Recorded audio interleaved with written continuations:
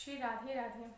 आज से आप लोग श्रवण करेंगे श्री लाला बाबू जी का पावन चरित्र। ये जो लाला बाबू जी हैं, इन्होंने वृंदावन में अनेकों मंदिरों का जीर्णोद्धार कराया था और साथ ही साथ इन्होंने एक बड़े विशाल सुंदर मंदिर का निर्माण कराया था।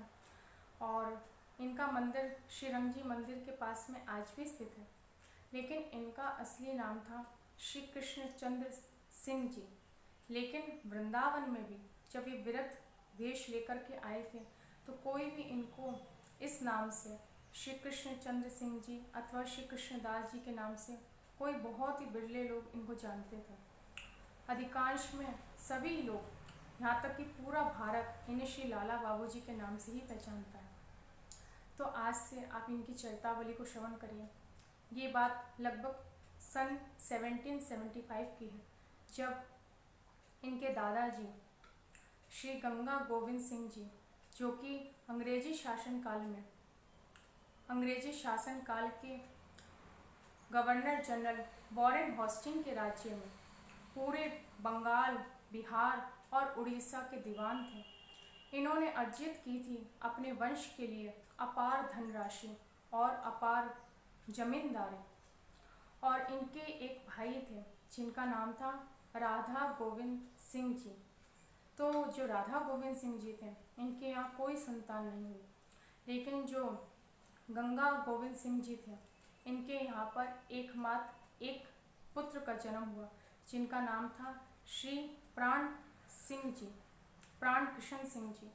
और जो ये प्राण कृष्ण सिंह जी थे, ये दोनों दादाओं के, यानी दोनों पिताओं के, इनके पिताजी और इनके ताऊ जी, इन दोनों के इकलौते बेटे थे और उनके उत्तराधिकारी भी थे। उस समय भारत में इनके बहुत मान सम्मान था। इनके यहाँ पर एक पुत्र रत्न का जन्म हुआ, जिसका नाम पड़ा श्री कृष्ण सिंह जी, जो कि आगे चलकर लाला बाबू के नाम से प्रसिद्ध होंगे। अब विशेष बात यह है कि इनका नाम लाला बाबू क्यों पड़ा, क्योंकि जब इनका जन्म हुआ तो बड़े प्यार से सब लोग लाला लाला कह करके लाड़ से इनके दादा दादी, माता पिता, इनके बड़े दादाजी सब इनको पुकारा करते थे, तो इनका नाम लाला पड़ गया। अब जो घर के नौकर चाकर थे, वो सेठ जी के बच्चों को, सेठ जी को बाबूजी बाबूजी कह के पुकारते हैं, तो नौकर चाकर और अन्य आसपास के लोग इनको आदरपूर्वक लाला बाबू कह करके पुकारने लगे। तो इस प्रकार से इनका नाम पड़ा लाला बाबू जी।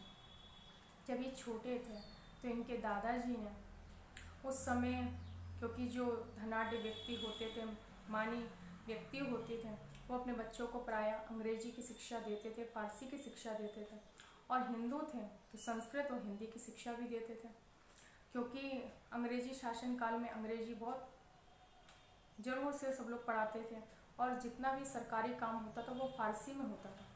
तो इसी कारण से इन्होंने बड़े बड़े विद्वान बुलाए और घर पर ही लाला बाबू जी की शिक्षा प्रारंभ की गई। और लाला बाबू जी ने भी असाधारण मेधा के कारण बहुत ही कम समय में अंग्रेजी, फारसी और संस्कृत पर अपना एक बहुत ही अच्छे से पारंगतता प्राप्त कर ली।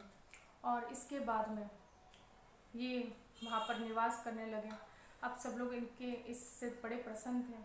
इनके घर में श्रीमद् भागवत का भी स्वाध्याय होता था प्रायः, तो ये श्रीमद् भागवत के श्लोकों को समझ करके और बड़े ही सुंदर और रसमयी उसकी व्याख्या करते थे, तो सब लोग चमत्कृत रह जाते थे, इतनी सुंदर व्याख्या करते हैं।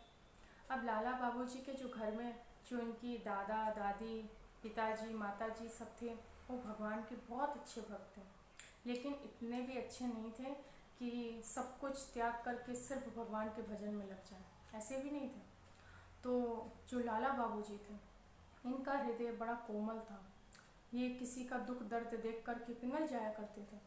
तो एक बार की बात है, इनके पिताजी प्राण कृष्ण सिंह जी उस समय घर पर नहीं थे, तो एक गरीब व्यक्ति आया और बड़ा दुखी था, क्योंकि उसकी कन्या की शादी नहीं हो रही थी धन के अभाव में।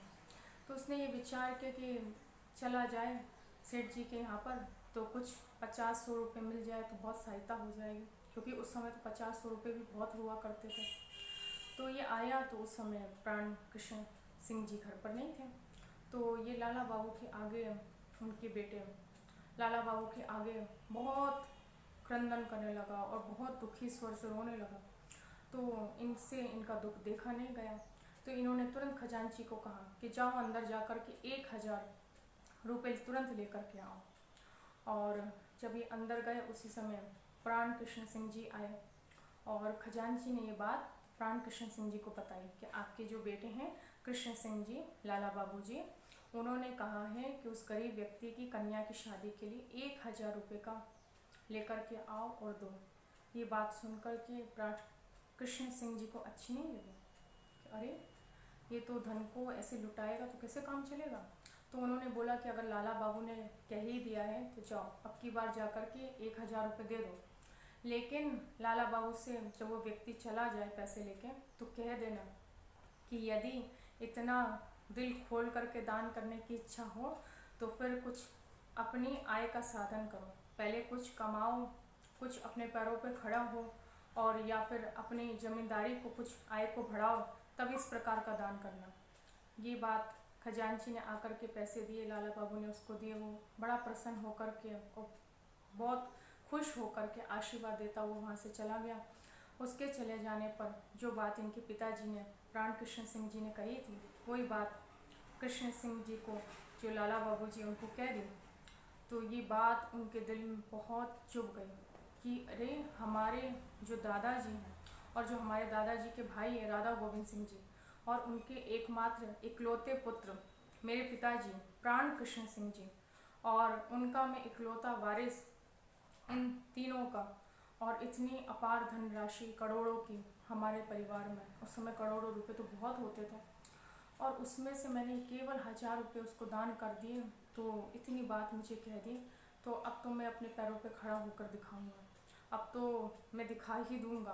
तो इन्होंने अपने माता पिता के उस असीम प्रेम को, क्योंकि ये हमेशा से घर में रहे थे, उसको सबको तिलांजलि दे दी और फैसला कर लिया कि अब तो मैं अपने पैरों पे खड़ा होऊंगा, खूब अच्छा कमाऊंगा और फिर दिखाऊंगा।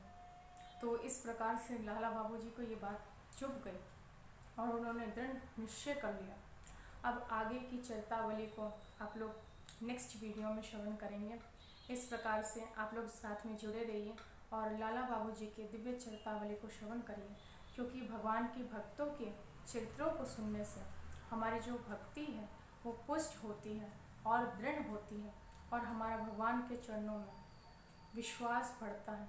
क्योंकि जब हम भगवान के चरित्रों को, भगवान के भक्तों के चरित्रों को श्रवण करते हैं विशेष रूप से, तब हमें ये विश्वास होता है कि हाँ, अरे ये भी तो हमारे जैसे संसार में रचे पचे व्यक्ति थे और इनको जब भगवान की भगवत प्राप्ति हो गई तो फिर भला हमें क्यों नहीं होगी। तो हमारे अंदर जो भक्ति सोई हुई है, जो उत्साह रहित हो गई है, उसमें नया उत्साह जगता है, तो भक्ति की पुष्टि होती है, दृढ़ता आती है।